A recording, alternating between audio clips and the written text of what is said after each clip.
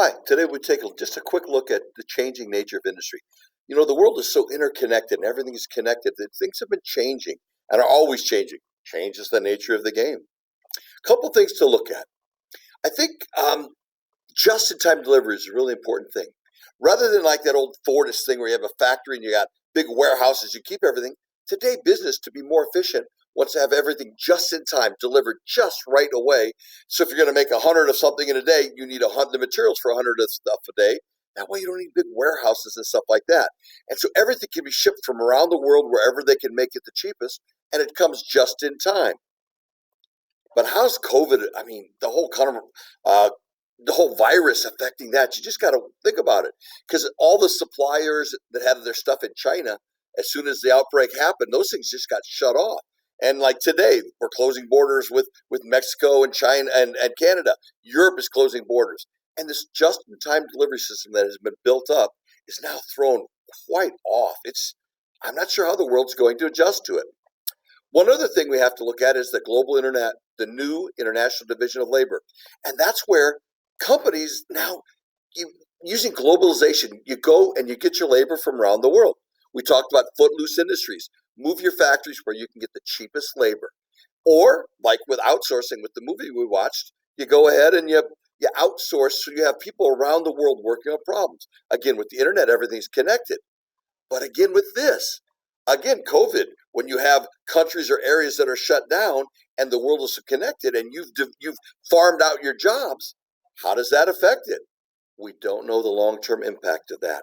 The world has built this system and now it's being stressed, so we're not sure how it's going to change. One of the biggest things that allowed us to do that stuff is container shipping. If you look at the picture here, you've got the boats with the big metal containers. And by containers, it's so easy to ship product all around the world. And that cuts down your transportation costs and allows footloose industries. It also leads to some weird stuff. They had a ship out in the Pacific that some of these containers washed off, and they had tennis shoes, running shoes in them. And I remember reading about how these shoes would wash up ashore and they'd have to have parties where people could get together and exchange shoes so they could get full pairs. But container shipping is one way of lowering your transportation costs. Other things, regional and global trade agreements like the World Trade Organization, the G8 countries, but even more specifically, the European Union, NAFTA, which is now UMSCA, and stuff like that. All these organizations allow countries to trade together. The original goal of this was to ease the flow of goods by eliminating trade tariffs and quotas and let business and everything prosper. However, in the last year or so, we've seen America and a lot of other countries throw a lot of tariffs up, which has basically thrown up trade wars, which has kind of worked counter to this and slows the world economy. If you look in the pictures there's Trump with the presidents of Mexico and Canada, and UMSCA, which is basically just a modified NAFTA. And we'll talk about that in a minute yet. The internet out there with this e-commerce, that flow of ideas allows not just manufacturers and their container shipping, but now again, you can have people working on a problem 24 hours a day or even more all around the world. You've got, connections in Europe, Poland and Ireland and other places like that. You've got India, you've got China, and so everything's interconnected.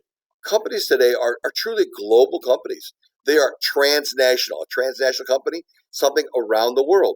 If Ford Motor Company doesn't just make cars in America, they make them all around the world. Coca-Cola, Pepsi, all these companies are all global companies. And this new international model is what we're working with. Though again, we have to see how the virus changes everything.